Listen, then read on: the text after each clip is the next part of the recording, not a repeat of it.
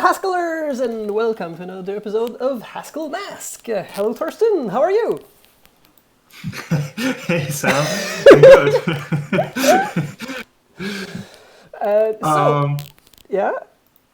yeah, go ahead. Okay. So last time we were carefully comparing the Python implementation of BART with the Haskell implementation of T5 for differences, to spot any differences, and make turn the T5 implementation into a BART implementation. I hear that you've been continuing to work on that behind the scenes on your own stream since last time. So where are we now? How far along have you progressed on your own? Oh, we're done. Bye. Okay. That was fast. That was fast. Yeah. So easy as well. I did a lot of refactoring. So I realized that the code that I left behind around the holidays was okay, but not so great when it comes to implementing other models that are similar yet slightly different than T5. So I played around a bit, and I think I found a nice pattern that will allow us to make really nice progress today. At least I hope so. So probably we're gonna finish a good chunk of it today. Yeah. Great. So am I understanding that instead of now duplicating the T5 code to BART, you've generalized the T5 to something that allows us to specialize it to either T5 or BART? Yes. Cool. That was the So can intention. you walk me around the new code architecture? Yeah, so I think you opened the multi-head attention module right now. Yep. And there's a bit of boilerplate in the beginning. How about you scroll down to G multi-head attention? I kept the sync button on, so you can scroll and we'll see where you have scrolled. You don't need No to way, scroll cool. today. Okay, G multi-head attention is a new construct that I came up with. I think last time we had two constructors for multi-head attention, one for T5 and then the new one for BART. And they're almost identical, so I thought, what the heck, that doesn't make sense. So I added one layer of abstraction, G multi-head attention, and you can see it has 5 slots here that can be filled with whatever. It just needs to be a type. And then I have the specialization of that, which is called multi-head attention. And then I came up with this funny type family here, G multi-head attention F for family. And if you expand that, it's actually a type synonym. And this just calls the G multi-head attention constructor with, and now it becomes funny, yet other type families. So for instance, there's one Q in projection F, so that it's for the queries. And that type family actually has some interesting stuff in it. So there is already an entry for T5. And for T5, this becomes a linear layer without bias. And if the style is not T5, but anything else, so the catch-all here is linear with bias. Okay, because you suspect that T5 is the other one out, not BART. Yep, so far at least.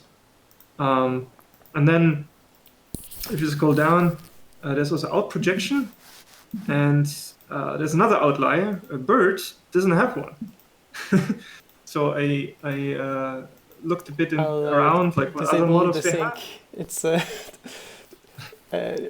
when you move around, it tends to put your cursor at the bottom of the screen for some reason. So now tell me where you are, or rather, I'll just make sure to click so that I can follow your yellow cursor. Cool. 195 currently. Yep, that's where I'm. Sweet. So BERT doesn't have an out projection, so therefore this is just unit. I forgot. And other models have one. Out projection is. Oh, okay. So for that we have to scroll down to the nice diagram in line 520. Thought I had. So this is disabled sync, but apparently it's still on. Okay. Actually, there's a little mistake here. I don't need this arrow here. But this is just cosmetics. But since I've spotted it now. Okay, so here the out projection is what comes at the very end of that little funnel here. Mm-hmm. So turns out BERT doesn't have one. And other models have. Okay, so that was a bit of surprise. I didn't know that. Like there's an internal, more semantic representation that is usually from which the output is usually extracted, but in BART, the internal representation must be the same as the output, which seems limiting. That's exactly what's happening. There's a bit more going on. So if you have this out projection, what allows you to do is to have a different internal feature size for that multi-head attention block than you have for, let's say, query key and value. So you can change actually the dimensionality here, right? Because the output projection allows you to go from one space of some size to another space with some other size. Okay, and it's not without it, these spaces have to have the same size, right? Same dimensions, but with it, they can have different dimensions. And BERT doesn't make use of that. So it's not a transformation from the abstract representation to the output. It's a projection, just like if you have a tuple, you can project out an element. We have a multi-dimensional matrix, and we're projecting out a number of the dimensions. Okay. Yep. But it's not used in BERT. Is used though in T5 and other models I've seen.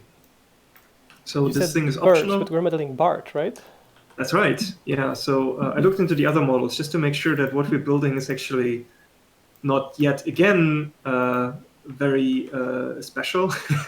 So I tried to look around and see what other outliers are there. Can we actually cover many or all of them? So I looked at BERT, BART, T5, something else called Pegasus. I meant to look at GPT and GPT-2, but I haven't yet. So there may be other surprises there. Did you look at the new GPT Neo model that Hugging Face produced? We picked BART. Hugging Face didn't produce it. Hugging Face didn't produce it.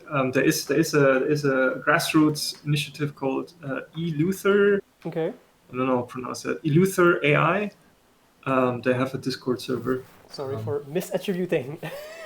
Yeah, so Hugging Face just made it added it to their model hub and their code base, but the folks behind it are actually eLuther AI, and I don't even think Hugging Face gave them any financial support. I think they did this mostly on their own. Plus, there was I think some cloud provider who gave them access to their GPUs or something. But it's amazing that they could do that. Anyway, I hadn't looked at that one either. Just a few. I was surprised that eLuther. Okay, so even though I misattributed them, I am familiar a bit with eLuther, and I think that they're in the AI safety space, and so I'm surprised that they would make it easier for people to have access to a GPT-3-like model, because currently I think that there's an intentional barrier that is I think it's the company that made GPT-3 is OpenAI. OpenAI is hasn't revealed the model and is carefully screening the applications and making sure that there isn't any people who are using it in a malicious way. And so I'm surprised that a group who is concerned about AI safety would be in favor of democratizing this power and make it available to potentially malicious actors. So I can't comment on eLuther's intentions. I think they were just interested in reproducing the work that OpenAI did, as far as I know, with regards to safety and ethics and all of that. I mean, OpenAI somehow convinced many people that somehow they care about that. Mm-hmm. And maybe there's some truth to it, but the less nice interpretation of what they were doing is that it was more or less a publicity stunt. Mm-hmm. Because if you pay for it, you get access to that model, Mm-hmm. right?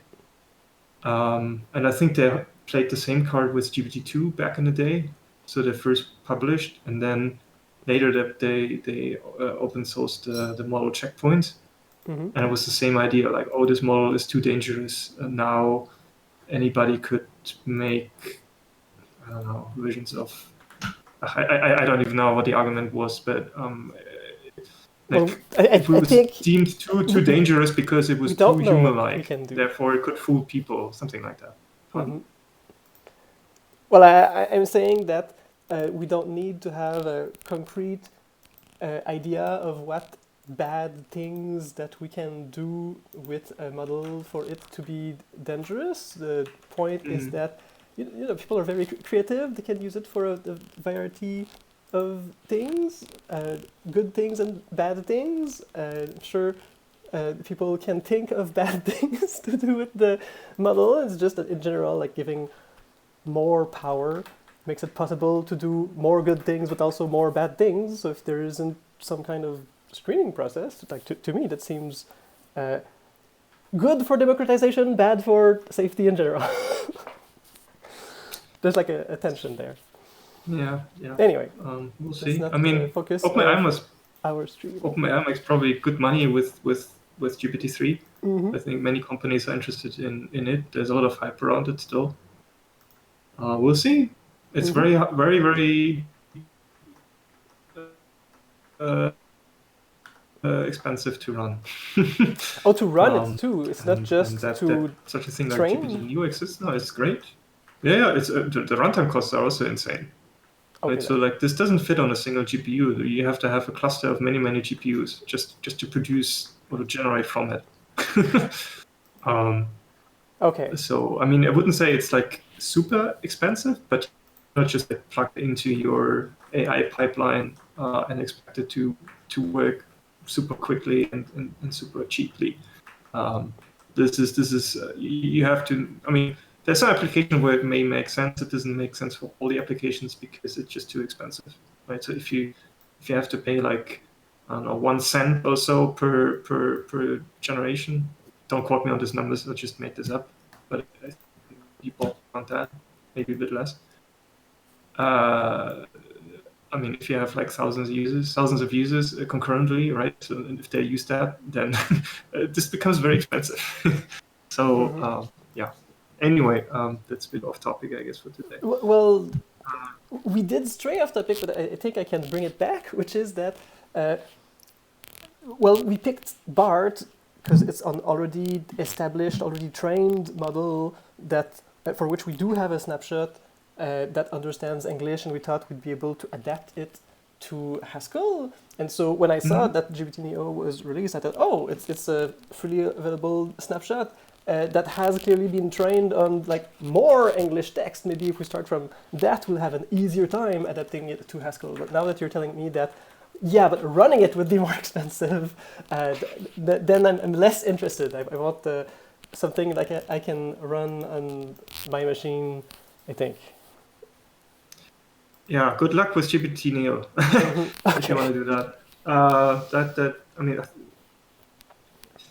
you can look it up how many parameters it had, but I think it's in the hundreds of billions or something. Like some high say number. GPT-Neo. Oh yeah, 1.3 billion, 2.7 billion parameters. So I think BERT has hundreds of millions, right? So like it's maybe 10 times larger than BERT, sort of. I mean, maybe you can run it on like a GPU that has like 24 gigs of memory, but probably doesn't run very well. All right. So back to our code base. So you made the out projection optional because some modules don't have it. Okay. Yes. I could go into details of how I did that, but I think maybe go one at a time. So I went into that because I tried to describe this weird mechanism of these type families here, right? So like just to see the structure again. So we have like this generic multi-head attention thing, where these slots here, right, in this record, they could be really anything. So it's parameterized over that. But then I specialize this by using this data constructor here, multi-head attention. But then the funny thing is, it's just a new type wrapper on this generic thing, where the slots are filled using type families. And I was actually surprised that this works. But it's actually quite nice. I didn't know if you can define a data constructor where the type of the argument is defined by a type family. But it works. I don't see it. And then I can basically. So on line 125, I do see that multi-head attention is defined in terms of G multi-head attention F, but I don't see on that line any calls to any other type family to specialize G multi-head attention at some type family. So what are you talking about? Okay, so this G multi-head attention F thing is a type synonym, which is defined just 3 lines below. Okay. 128. And it has a bunch of calls to Q in proj F and so on. Yeah. Okay. So yeah, you can definitely use type families there. What you can't do is to use a type family as an argument of kind star arrow star or something. You can't have type level functions. Yeah. So you also can't define a type class instance for a type family. That doesn't work. So that's why I had to build this weird construct here. But what it allows us to do is allows us to specialize that thing to whatever we want to work with. So the slots are filled for T5 and somewhat BART, but I haven't really done the work for BART yet. So we can do that as well. So far the assumption is that BART is basically just like any other transformer, and we maybe want to check that. I think last time we finished that piece, and I think we came to that very conclusion. But yeah. Then I also simplified the initialize calls. So this is before we had basically one for each kind of or style of transformer. Now there is one, and the mechanism I settled on is singleton types. So so like I have now singleton types generated from this transformer style ADT. So for every one of those, there's now exactly one singleton type, and they have this prefix S for singleton. So for T5 we have SD5, and for BART we have SBART.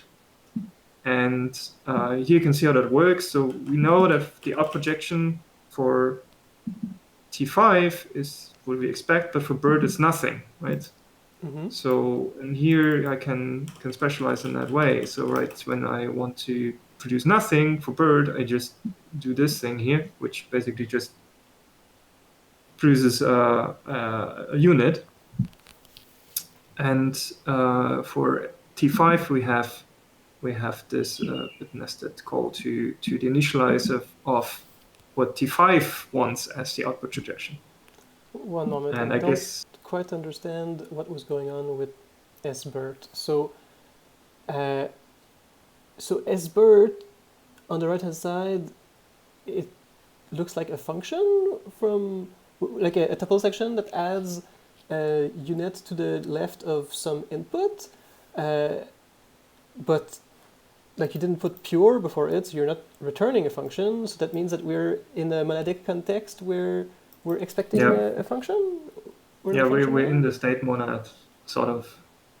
So the pattern with the initialized type class is always you give a generator, and you get back something you generated using a generator and the new generator state. So it's like one value goes in, a tuple of two values comes back, right? And if I want to just produce units, I do nothing with the generator, which I mean, I could write a to this, where a is the generator, right?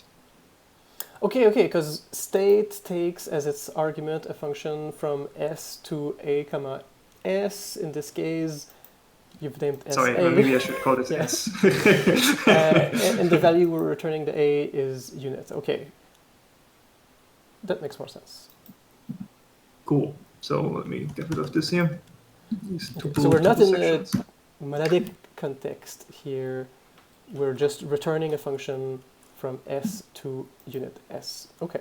And in the case of st5 as well, or are you using singleton a singleton value in order to specialize the return type to something other than unit? Yeah, exactly. So like due to the singleton mechanism here, this context and this block here has the type class constraints needed for producing, or like for calling even this other initialized function here. So that's how this is made. And I just realized I think we need one for BART as well. Just okay, as BART. I think it's this doesn't work. What isn't this way? I think that's because we don't have an entry here. So I guess we could. Yeah. Anyway, I don't know if you're seeing where I'm working right now, but. Kind of. So you moved up to has initialized multi-head attention out proj f. You have an instance for T5 and an instance for BART, which I guess you just copy pasted? Yes. Okay. And so we need to set has proj to true somewhere? No, this is automatically done here because I'm calling this in line 282. Which is the context for that has initialized function.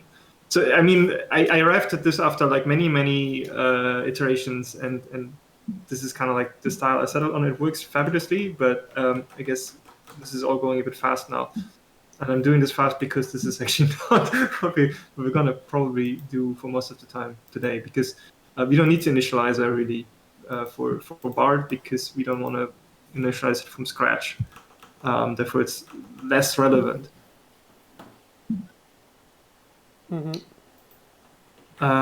What we do know, or what you need though, is, and this is new,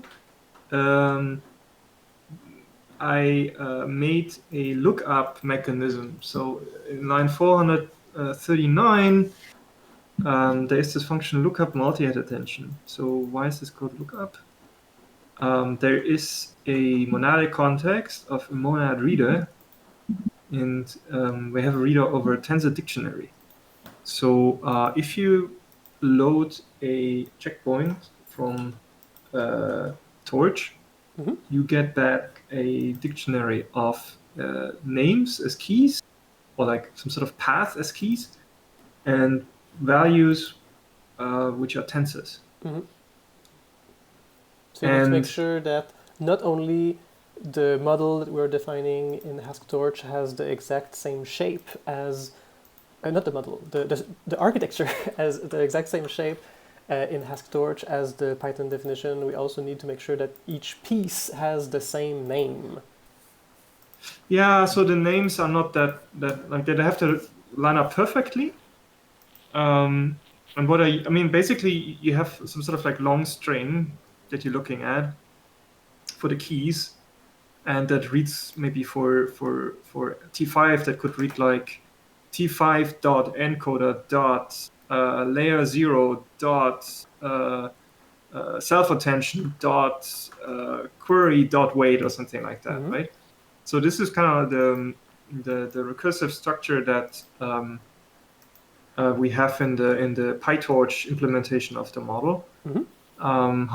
And we don't have to perfectly have the same structure. We may deviate a little bit here and there. In fact, we do most of the time.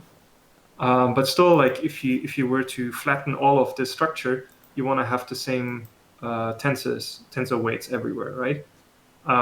But we don't care about order. We only care about that we can address the right tensors and put them where they belong in our Haskell storage model.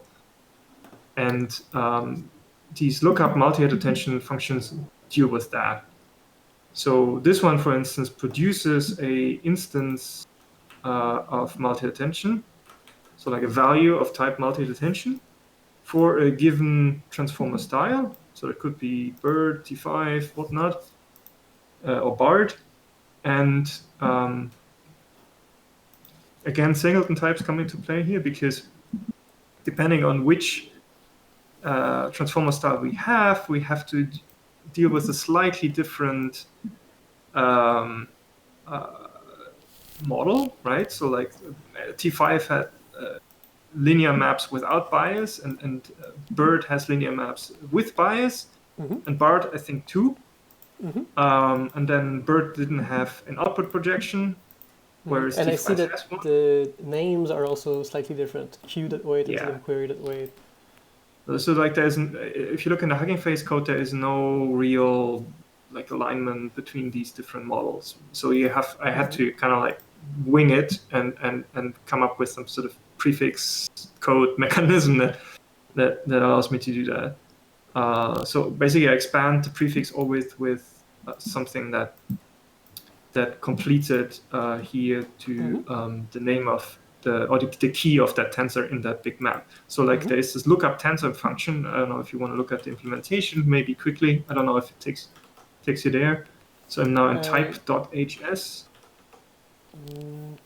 Type.hs. Yes. Line 74. But one moment. So you explain. Can you explain a bit more about the ways in which we differ from the Python model? I thought that it was very important that everything was lined up, but then while talking about the names, you said that, oh no, we differ a little bit, but it's fine. I didn't quite understand why that was fine. If there's some name that is different in our model than in the snapshot file, then we won't be able to load the tensors that are there. No. So you can still load the tensors. You just need to devise a mechanism that sort of distributes the tensors to where they belong. And this is this lookup ... function hierarchy that I have here. So at the leaves of that lookup tower or tree, I have lookup tensor always. And lookup tensor, this is the definition we're looking at, just pulls out the tensor given a prefix code or a key. So line 74 here, this is the S. Maybe we should give this a different name. But S is the key in that tensor dictionary. And we're in a monadic context. We have a monad reader here, so we can ask for the tensor dictionary. We get back a map of strings and foreign pointers to tensors. So these are like low-level pointers to an untyped tensor. And once again, I would expect that we need to have exactly the same names. No, we don't. We so don't that need this lookup succeeds. The tensors don't have names. The tensors don't come with names at all. So you can think of like this checkpoint file as a zipped up dictionary, Python dictionary. So it's really like a I don't know if you know pickles. So serialized Python code is also called a pickle for some reason. Okay, but the dictionary has keys, and you're looking up those keys. So clearly, the key we need to look up. So the keys come from the Python code. Yeah. Yes, but like the way in which I make sure that the keys are the right ones is by okay. I'm actually not sure what happens now, but if I open my console, does it open for you too? No. What's the key? Command J, I think? Command J, yeah. Okay. And do you see my history of the console? Or don't you see it? No. You don't see my history. But what if I execute some command. Wait a minute. Do you see what I'm typing right now? Yeah, I do. It's a Okay. little bit The annoying. directory wasn't. Because, so now we look in this directory, and now I can call BART.py. So I'm calling BART.py now, and that will take a few seconds because it needs to load the 200 megabyte model. Now you can see the output that this Python script generated. So there's this big ass dictionary, and this is literally what goes into this file, this .pt for PyTorch.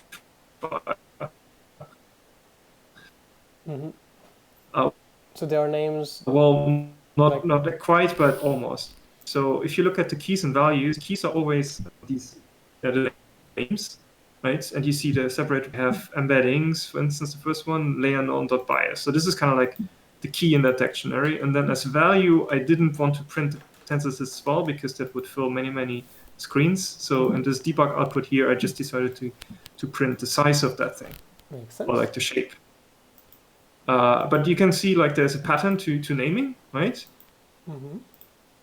And layers. So like if you have a layer stack, for instance, they name the layers, or like they add just basically the number in the stack to the path. And then following that, we always have, because these are stacks of identical layers, we always have the same pattern here. For instance, first attention, then intermediate, then output, and so on. So it makes sense to me. The file contains a mapping from name to tensor, and so we need to know at which name to load up each of those tensors, so that in our model's layer norm, we use the name BART.encoder.layer.9.attention.output.layer.norm.bias, so that we look up the right tensor and put it in there. Yes. So if I go back now to multi-attention.hs, and I go to this lookup multi-attention function, then you see there's one skew in projection, and there's one implementation for the function for T5, another implementation for BERT. And in the case of BERT, we have two calls, lookup tensor, and one starts with prefix combine query weight, and the other one starts with, or is prefix combine query bias. You see that? Yeah, because the tensor for the weights is stored separately from the tensors from the bias. Yes. And if you compare these names, so prefix combine query weight and prefix combine query bias, with that debug output that we just saw in the terminal, you can actually see that this is line up. So we have bias, query weight. Yeah. So we should be able to copy the BERT line to a BART line. Exactly. So the only thing I have now to make sure is so wait a minute. So like we have to worry still about the prefix, right? So in calls to look up multi-attention, I have to make sure that the prefix is set in a way where it lines up with that actual key in that dictionary. So that's the only thing I have to make sure. Right? So like I have to construct that prefix bit by bit so that eventually when it's finished, when it goes out to look up tensor, that combined key is exactly the right one, right? But I can do that. That's not difficult. It just maybe needs a bit of trial and error to get right, so that all dots line up and so on. But for T5 it already works. For BERT I was doing that this morning, and I haven't tested yet. Probably doesn't yet. But for BART we have to go through the same exercise as well. Okay, so we already know the suffix, so you don't think we should be copying those lines now that we know that the suffix is the same, and then worry about the prefix? You want to do this in a particular order? So first of all, we don't even know the suffix yet, because what we saw in the terminal was for BERT, not for BART. So we have to look at what the actual keys and values, or mostly keys actually, are for BART. And the only way to do that is unfortunately to generate the snapshot, the keys. To generate the values. snapshot, no, we have a snapshot that you downloaded from Hugging Face, so we should be able to load it, right? Yes and no. So it would be great if this was possible. So like just directly, maybe even because Hugging Face has their things stored on S3, right?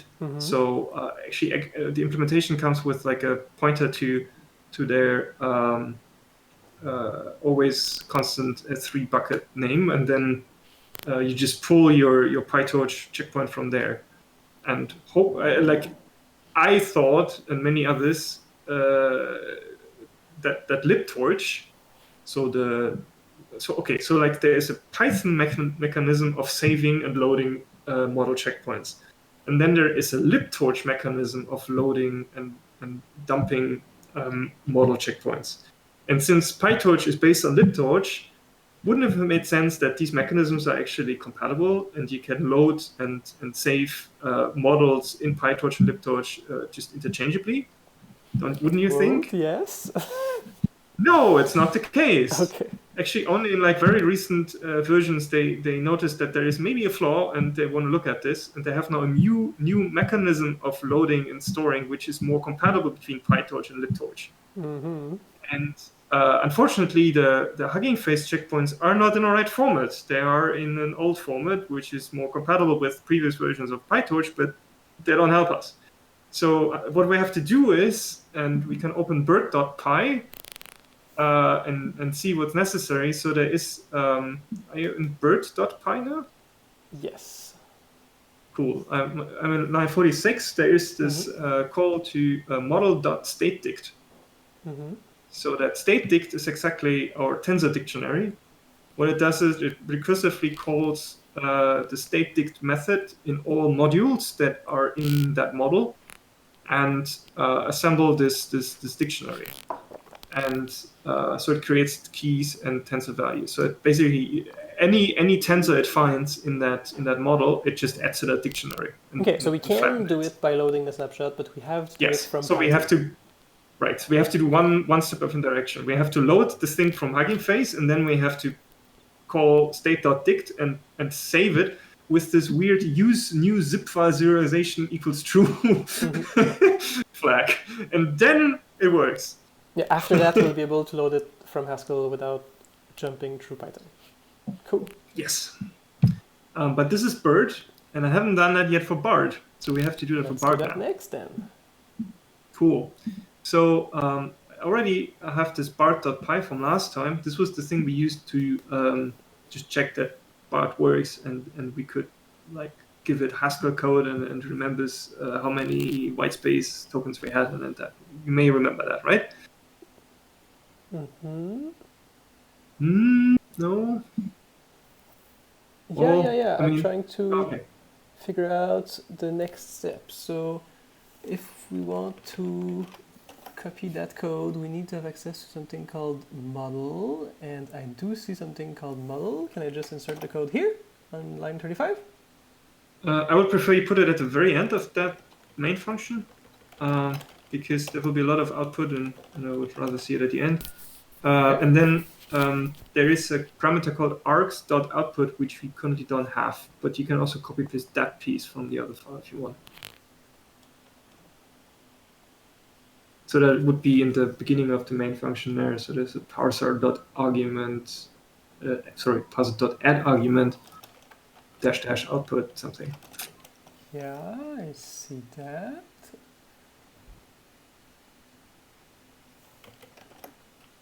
Cool. But it says default BART base uncased, so that's probably the wrong default for BART.py. Is it BART-case uncased? You could name it that, but there is no uncased BART, so just call it BART-base. BART-base, all right. Cool. So that should already work. We just need to call it now.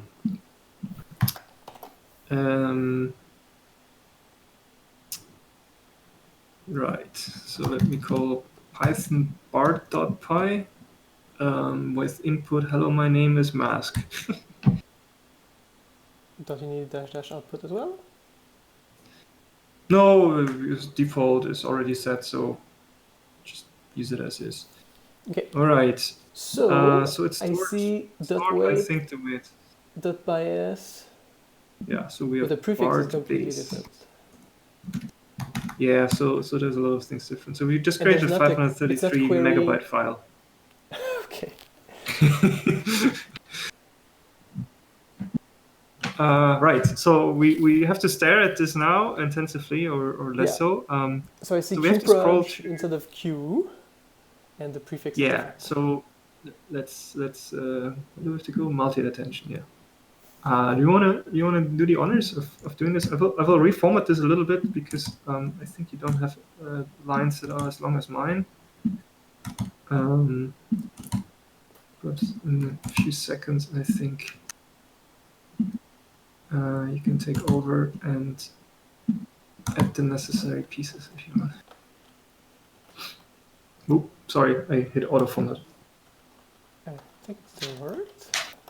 Okay. So sBART, instead of query.weight, it's called qproj.weight, and instead of query.bias, it's called qproj.bias. And next, So it for would the seem. key, there's a kproj. No, I don't see kproj actually. I see q.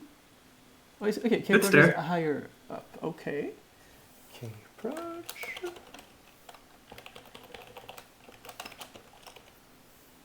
Okay, so in between. You have No, a that you have was a conflict the, there. okay. There's I think the Yeah, I argument. just need to say BART instead of BERT. Okay, so we did the weights, the key. Okay, the query weight, the key weight. Next, the value weight. Same thing. vproj.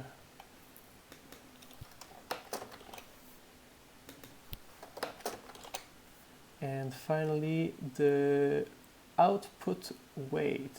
Do they have an output projection? Yes, they do. So let's copy. Is it Yeah, in the same and order as the others?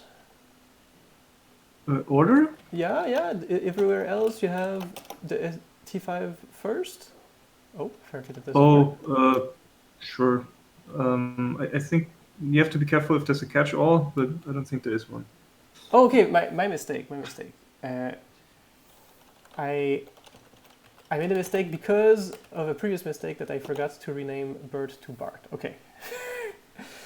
Okay. Now I am looking at the right block. sBART. And instead of o.weight, it's called outproj.weight.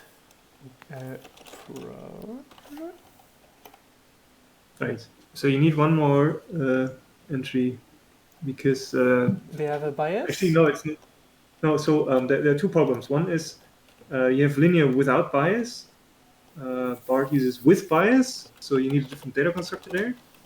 And this one takes two arguments, so you need no lookup tensor. Yeah. And the compiler caught it. Excellent. And it's, for some reason, it's always wait first and then bias second. So that's good. Okay, so one moment, because I feel like the prefix is probably wrong. Let's see, attention.kproj, attention.outproj. Okay, they all have the same prefix, attention.something. Okay, so now we need to deal with the prefix. Yes. So, but I guess we're actually done here, it seems. I believe so, because in this module at least, because there was just one thing that I had to do, and I put this in line 650 and following. So you may remember that there was like sometimes there's scaling and sometimes there's not scaling, and it turns out that different transformers actually do the scaling in different places. I also use singleton types there.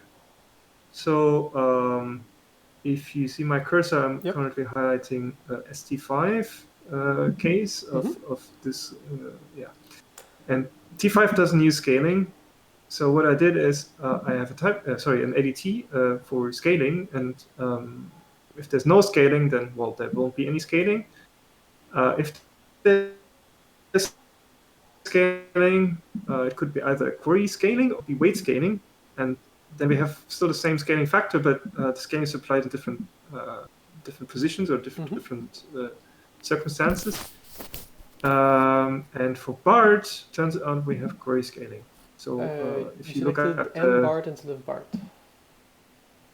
Oh, that's true. Yeah. So for BART, we have query scaling. Okay. And that means, if you look at the diagram, that means it's the scaling that's in line 582. That's what I called query scaling. There's also weight scaling, and weight scaling would happen after the matrix multiplication between queries and keys. We don't have that for BART, but I think we have it for another model. Oh, for BERT. Yeah, for BERT we have weight scaling. Right. So this is already implemented. So I think we would actually be able to call this multi-head attention module now for BART if we didn't make a mistake. Cool. We only will know later because the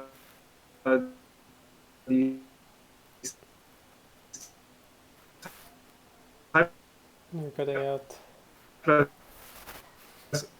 Only if the full thing actually is a bit tricky. But yeah, we will see. Can you repeat? You were cutting out. So let's save this. Yeah, I was saying that we won't know until much later if our BART multi-head attention will work, because we will need a caller to this type class where all these type parameters are concrete before actually Haskell will try to line up everything and see if all the constraints can be fulfilled, right? So because of the functional dependencies, I just said, okay, this thing gets this output and this needs to go into another thing and this thing transforms it into something else. But until these things become concrete, that chain of type parameters and how they influence other type parameters won't be actually computed. So I have expressed a constraint that I believe to be true, but it's not clear yet whether the instantiation of any of these type variables will fulfill these constraints. So we will know that only after we try to actually call that model with some input that is typed. Okay, so but I think we did our best effort for now, and we'll see if it works later. Okay, so let's see if I remember the big picture. There's the encoder and the decoder, and I don't remember where this multi-head attention goes in that. Is it like one of the layers? In either the encoder or the decoder? Yeah, so if you look at the right, well, for me it's the right. So like in this long list of keys, so you can see that for the decoder we have two attention mechanisms. There's encoder attention and then there's self-attention, right? And if you scroll down to where it says encoder, there's only self-attention and not encoder attention. So that means in the encoder we only have self-attention, and in decoder we have both self-attention and encoder attention. The encoder attention in this code base is not called encoder attention, but cross attention.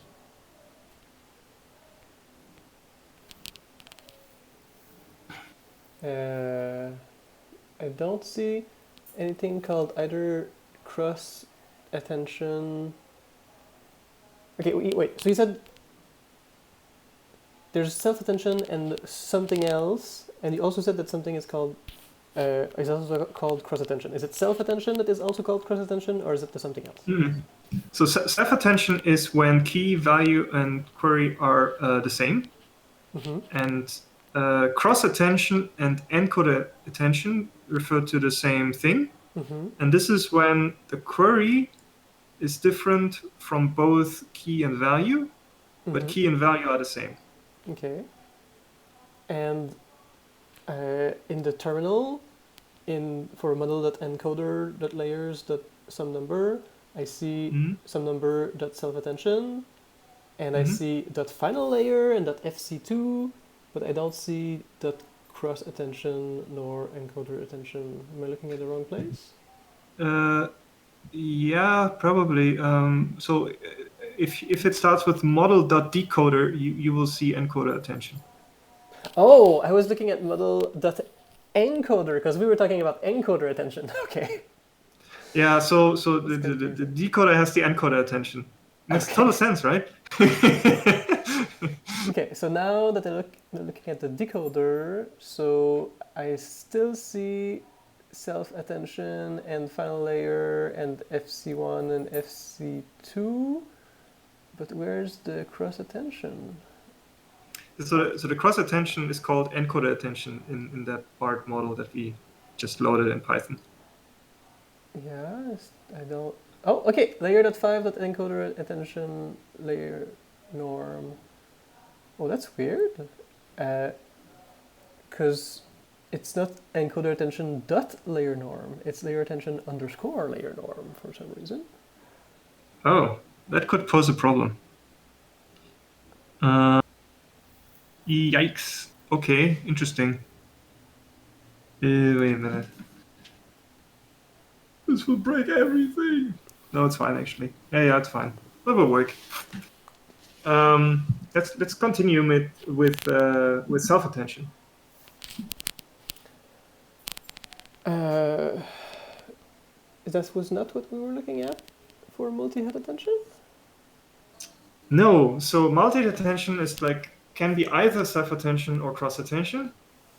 Hasn't Okay. So made now we its are mind yet. specializing it. Yeah. We're specializing it to either self attention or cross attention. And for the encoder, we only need self attention, and for the decoder, we need both self attention and cross attention. Okay, so self-attention .hs. Right. So we have the same pattern again: G self attention, and then with weird type families. And there's also this lookup thing. And since we were talking about prefixes just now, maybe we should do that first. So there's already for T5 and BERT, but how about BART? Okay, so well it. Wait. So I see on the line 352 something that talks about layer norm. So that's the one I was just mentioning that it's an underscore instead of a dot.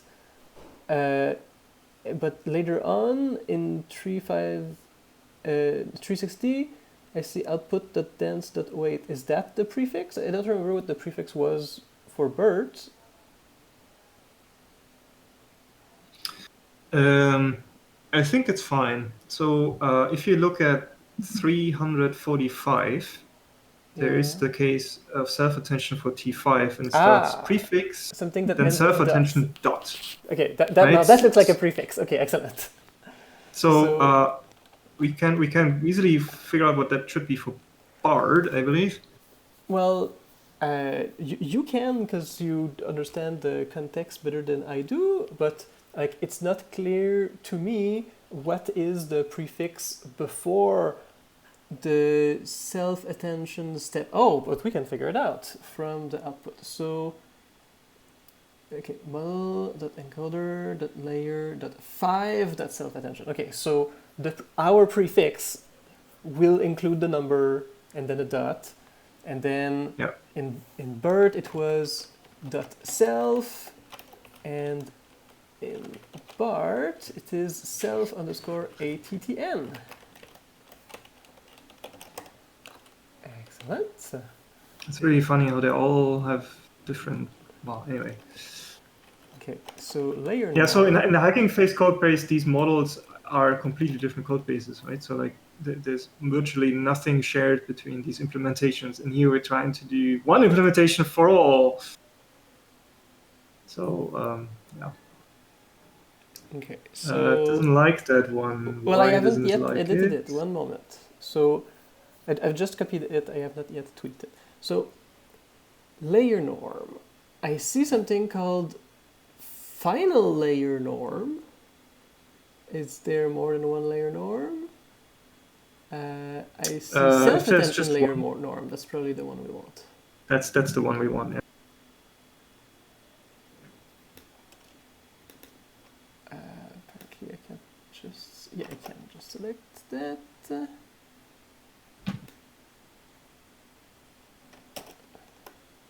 Dot weight. I do want the dot weight.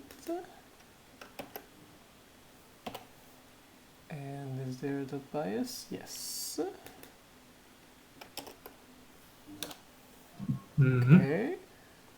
Now, why is it unhappy? It is with bias. It's unhappy because I haven't defined the thing in the closed type family for BART, I believe. Okay. Last time you Yeah. fixed it quickly by saying, "Oh, I don't want to pay to spend too much time explaining this, so I don't think I have the context to fix it." You want to again quickly fix it, or you want to? No, maybe this time you can do it. Okay. So in line 153, right? So like there is this SA layer norm F type family. Mm-hmm. And I have only defined two cases, the one for T5 and one for BERT. And All right. BART is unhappy because it doesn't know what to do with BART. Yeah. But do we want the exact same setting as for BERT? Yep. It's with bias, and that's the only difference I see. And we do want with bias. Okay. And now the compiler is happy. Great. Yep. So refactoring for the win. So this was because I did this big refactoring. So dropout is already dropout doesn't have weights and BART I believe has dropout. So we can just leave it as is. But I'm saying I don't think we need it. So I think it is just pure unit.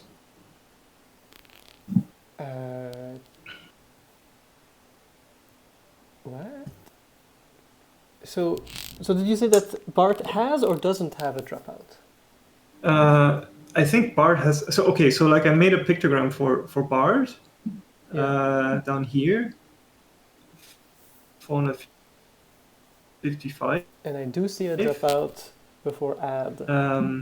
And as you can see, it's sort of, I don't know if you can bring both on the screen, but like for T5, we have to layer norm before it goes into multi-head attention. And for BART, we have to layer norm at the very end of the thing, but we have dropout in this exact same position.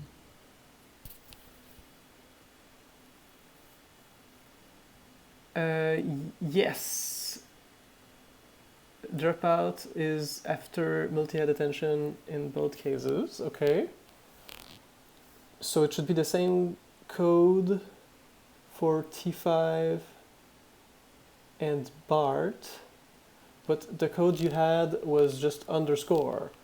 Like instead of special casing it for T5 and BERT, and now we add another case for BART. You had one thing for both T5 and BERT. So that's a case in which T5, BERT, and BART all do the same thing. For once. Yes. Okay. Yes. All right, so that we're done with dropout then. But then we have to worry about this dense thing.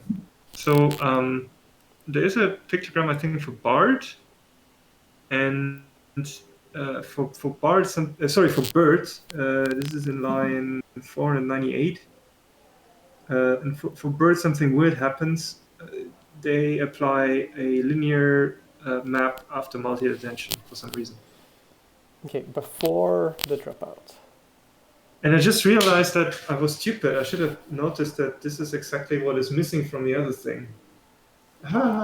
Which other thing? I remember when I said for multi-attention that for some reason BERT doesn't have output projection for multi-attention. Mm-hmm. So I think we've just found it, and I didn't realize. It's just called dense instead of output? Yeah, and it's like attached to a different module now. I think we don't have to worry about this now, but I think I will do some refactoring where I move that SA dense thing into multi-attention for BERT. because it may just live there. Anyway, that would It simplify sounds things, I like guess, a bit. the prefixes might be a bit tricky. If Perhaps, yeah. yeah.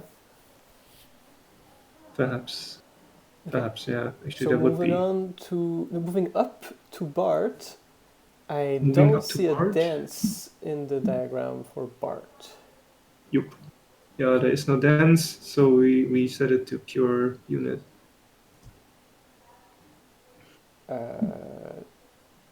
Okay. Easy.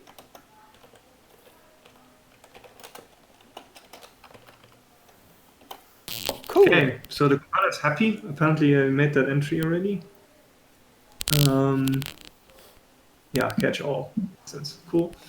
But we don't have an implementation of fast forward for BART. Oh no. Where would that be? So we have to make one. That would be following the pictogram in line 482.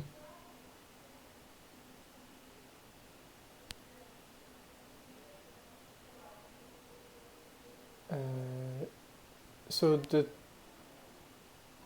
okay, because you have a diagram for BERT followed by an instance, but the diagram for BART is followed by nothing. So we should copy that instance and tweak it. Mm-hmm. Yeah, probably the BERT one is closer than the T5 one. Okay. So it's a pretty big instance. The constraints are what makes it big. But if you start with I think the first step is actually to resolve the duplicate instance complaint. Yeah, we just I'm looking change. for occurrences of BERT to change it to BART.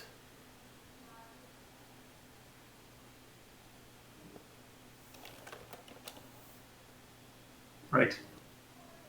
Cool. So it really complains. Cool. Oh yeah, much smaller error now.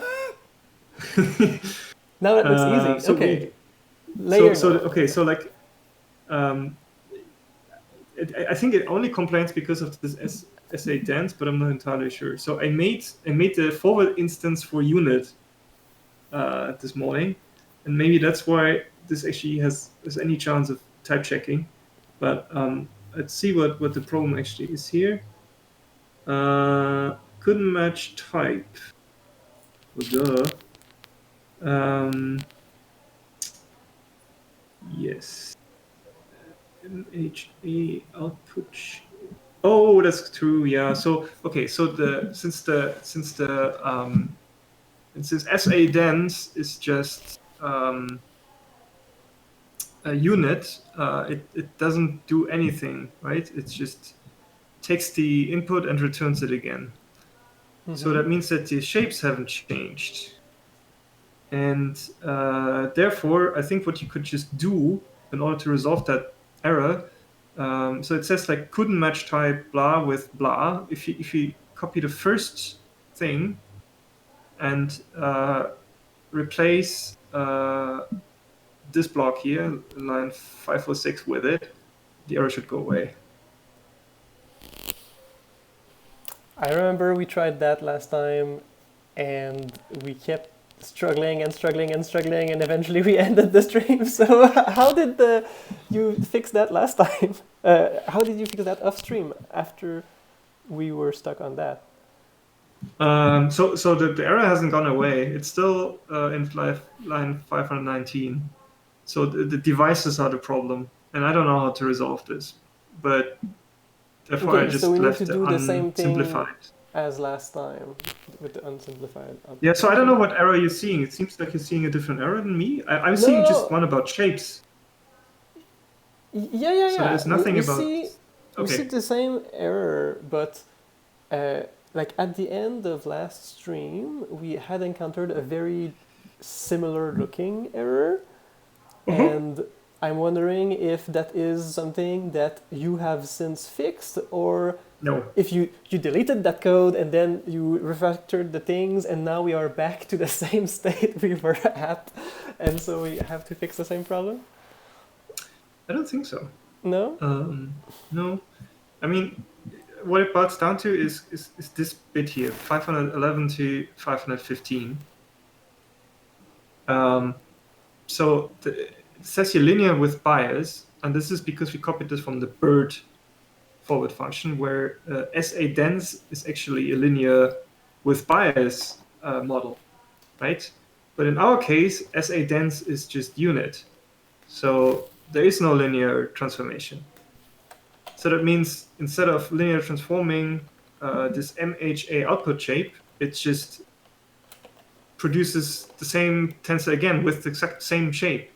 So I think what we need to do is we need to replace linear with bias f of blah with just its argument. Bam. And that didn't do it? Oh, now it complains about devices. Oh, you already did. Okay. Well, do you want to do it? I can undo it. Yeah. No. Go go ahead. But did you follow what I meant? Well, I think we are doing the same thing that we did at the end of the last stream, which is that there was some conflict at the type level between a type level computation on shapes, what is expected and what is actually computed, and we were hoping it would simplify.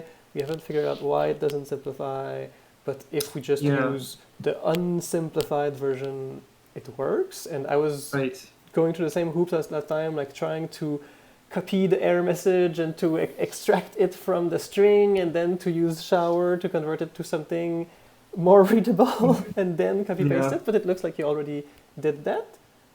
No. So there's a slight thing that you misremembered. The problem wasn't with shapes. No? It was with devices. Okay. And the current error is about the shape. So this one actually is easy to fix, and I think we fixed it also more or less easily last time. Maybe we fixed it now quicker because I've done that now before. I think we will have a similar issue than last time now with the device of the generator. But one thing at a time. I think if you repeat what I just undid, we can make progress. Okay, so the error says could match something with something else. Is the something what we already have? Could match something. So that's layer norm with bias of shape, query embed again, broadcast shape, and here is. No, that's bigger. Yeah. That's the second thing. Layer norm. Dim, broadcast, and then a nested linear with bias, dim, another dim. Okay, so I guess you want me to replace this large thing with this smaller thing. Yep. In the expected found. Okay. So will it allow me to replace what you have selected?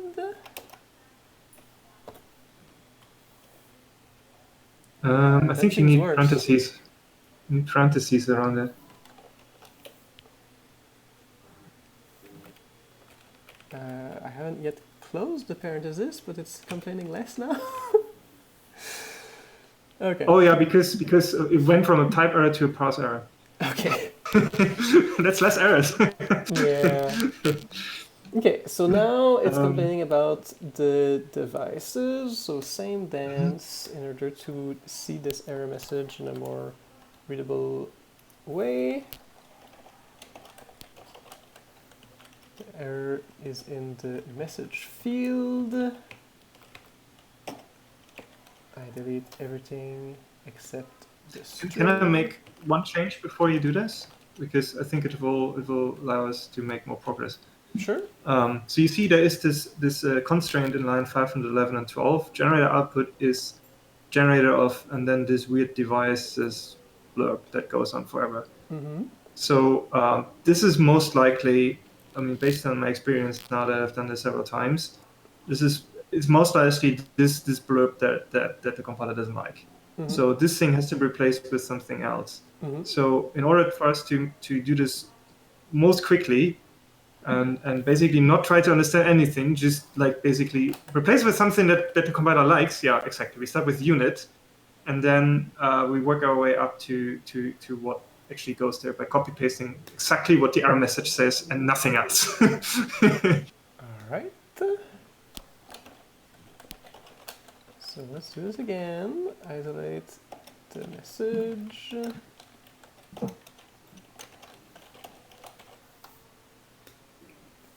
Put strlen to convert the string, interpret the _ns, and so on. So now it says could match generator blah blah blah with unit, and now it's a lot more obvious which of the two we want. Though we want the one that is not unit. I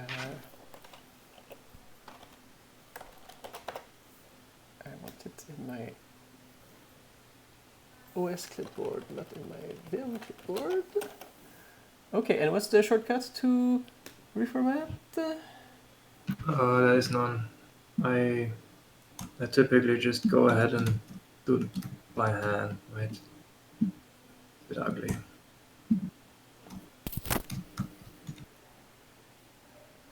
I don't think we need any of the parentheses. Indeed, because type level rewrite rules reassociates it to the right. Bam. Okay, no errors. Yay! And it doesn't look Cool. ugly this time. It's just all of the different variables. Cool. Wonderful. There's one thing I would like to do, and it's a no op at the moment, so we can just go away. So this SA dense, right? This is the unit, the forward function of the unit, because SA dense expands to unit. So you want to just delete that line? Yeah, we can just get rid of it. Shouldn't change anything. Okay. So Ta-da! I just want to make sure that it matches the diagram above it. So attention bias goes into multi-head attention, while query goes also in it 3 times. Where do we see that in the forward? We start with the query, and then we call forward with multi-head attention with SA, which I assume is the attention bias. No, it's not. Maybe parameters. I can 3 times, do something here to make this nicer. So this SA was just the value. We don't need this in direction. We can just do it. I see. What are they called? Record punts? Anyway, yeah. Yeah. Okay. Okay. So we've called multi-headed attention. Next should be dropout, and it is. Next should be add, and it is. I don't quite see. Yeah. Okay. We add with query. Okay. I was wondering where the bypass line was going. Okay. How it was encoded, and then the output into layer norm. Yeah, so it matches the diagram. Sweet. Cool. Oh, that's great. I'm gonna do the quick simplification everywhere quickly there.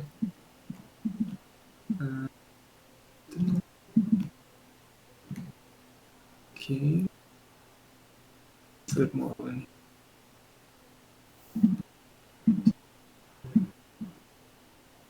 All right, and I think the next thing we do is feed-forward network.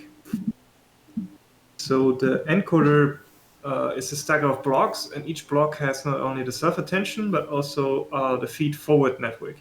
Mm-hmm. And I think we already did the implementation last time, didn't we?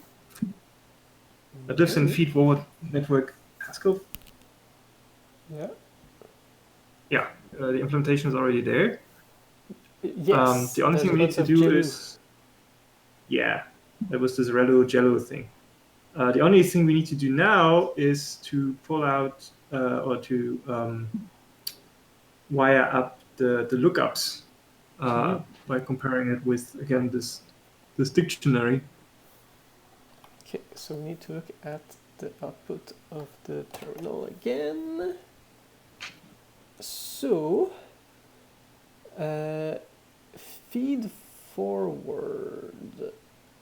Where would that be? You said it was for the encoder or the decoder? It's still for the encoder, but I think there will be no difference between encoder and decoder. Okay.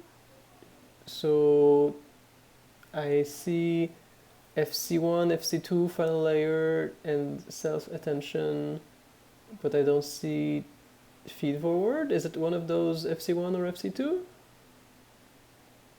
Yes, I believe it's so apparently there's no like joint prefix of these things. Everything that's in the feed forward network is just following directly after the number and the dot. Okay. So we just give it the same prefix. Yeah. Oh, but we're not giving it a prefix. We're giving it the entire path up to the weight. Okay. So, copying BART into BART. We need a weight and a bias for something called dance. Did we say there was no dance? So it should be pure unit? Wait, no. No? Okay. My mistake. You have it. I mean, look, at the compiler likes it, so chances are that this is exactly what we want. The path isn't right. So what I think what should go there is FC1. Different diagram? No, it's all good. Yeah. So, but there's no intermediate either. So I think the path should just say, just start with FC1. So there's prefix and then combine. Yeah, makes sense. Okay. But what I'm saying is that a moment ago we were looking at the diagram for self-attention, and there was no dance step for BART. So that's why we deleted the dance line.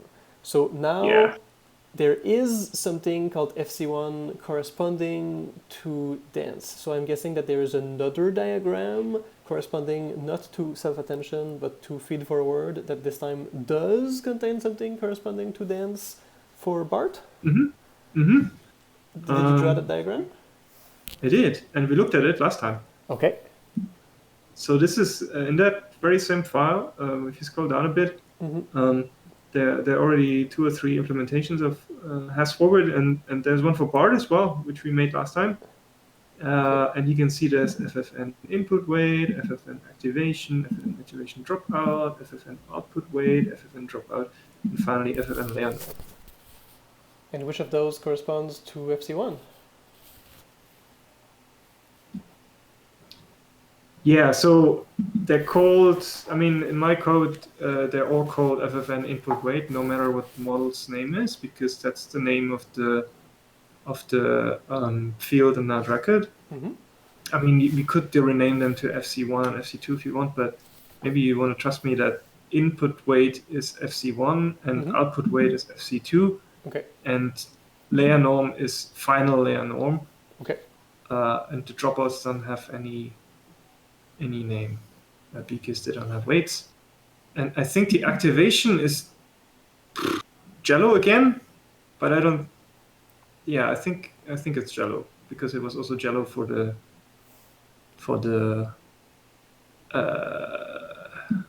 or something. Okay.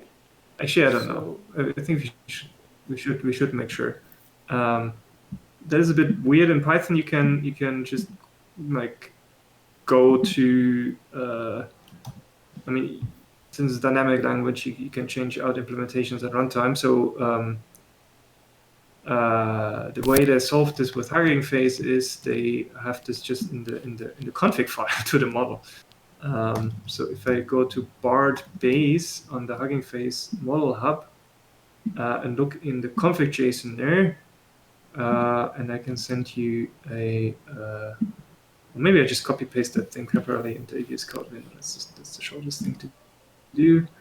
So I pulled this blurb that I just copy paste below. Oh boy, there's line numbers. I don't like that. Anyway, that's what it is. So there has appeared all this nonsense code now on line 400. This is what I copied from the Hugging Face page. Activation function, Jello. Yeah, so it says Jello somewhere, right? I don't see it actually. 404? 404? Oh yeah, up there. Right. But it also has activation dropout, right? So like that's good too to know. Okay. Yeah, so these are, I mean, for instance, there are these dimension numbers like 3072 and 768 and so on. In Haskell, these are all type parameters. So these are decided at compile time. In Python, these are runtime variables. All right, I'm going to remove this again. It's gone now. So we know it's, what was it? Jello, right? Yep. Okay. So I think you can change this. Did here. the input weights. Next, the output weights should be FC2.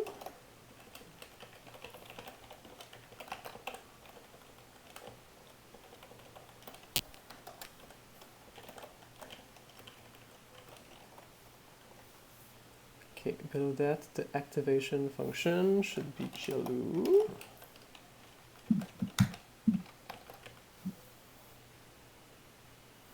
And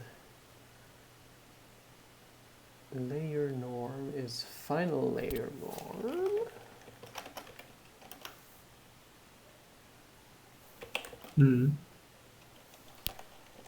Final underscore instead of dot, layer underscore norm instead of camel case, dot weight, and it has a bias.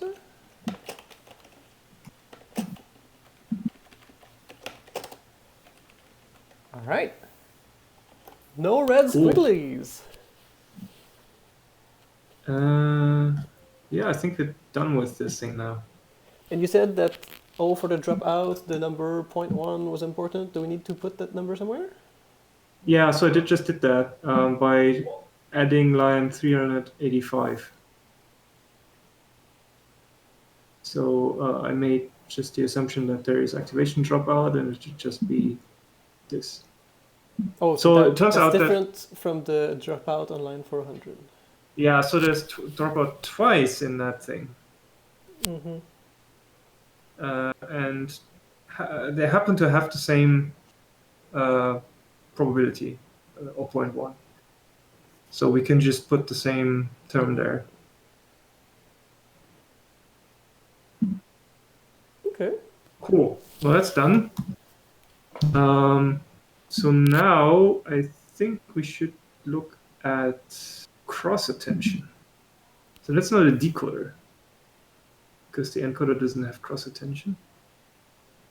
And I think there's a bit more work waiting for us. Well, in that case, maybe it's a good breakpoint for this week. We've been at it for a while already. Oh, okay. Sure, we can stop here. No problem. All right. So we'll see next week how much of the remaining work you will already have done on your stream, and what other cool stuff is left for us to explore together. Absolutely. I'm gonna leave BART alone though, so I may do a bit of BIRD and a little bit of I don't know what Pegasus, just to see if all the assumptions that I made will hold up for other models. But when it comes to BART, I want us to do that together. Sure. So next time we will probably look at cross attention, and then once we're done with that, we're going to look at the encoder and the decoder.